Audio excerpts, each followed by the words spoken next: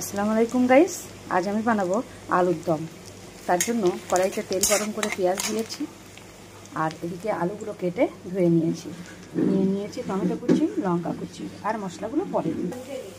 পেঁয়াজগুলো একটু লাল হয়ে এসছে, এবার দিয়ে দেব আদা রসুনের পেস্ট পরিমাণ মতো, আর এই মশলাগুলো নিয়েছি, পরে দিয়ে দিচ্ছি।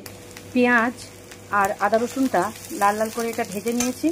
এর মধ্যে দিয়ে দেবো একটু লবণ, যাতে মশলাগুলো না লেগে যায়। তার মধ্যে আমি দিয়ে দেবো একটু টমেটো কুচি আর কাঁচা লঙ্কা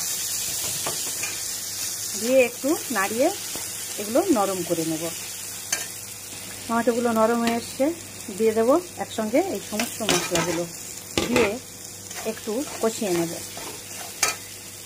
মশলাগুলো কষানো হয়ে গেছে, দিয়ে দিলাম সামান্য একটু জল। মশলাগুলো কষানো হয়ে গেছে, এবার ঢেলে দেব আমার ধুয়ে রাখা আলুগুলো।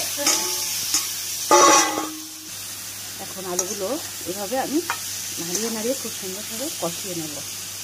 খুব সুন্দরভাবে কষিয়ে নিয়েছি, এবার দিয়ে দেবো অল্প একটু জল দিয়ে আমি এখন ঢাকনা দিয়ে রাখবো।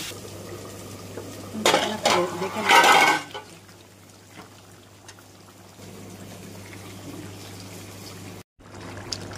এখন তরকারিটা হয়ে এসছে, দিয়ে দেব এলাচ, দিয়ে দেব একটু গরম মশলা, আর দিয়ে দিলাম ভেজে রাখা ডিমগুলো।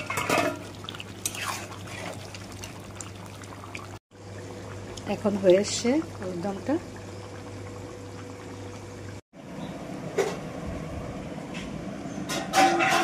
আলুর দমটা পুরো রেডি। আসুন সবাই মিলে খাওয়া যাক। একদিন বানাবেন, রুটি ভাত সব কিছুর সঙ্গে খাওয়া যাবে।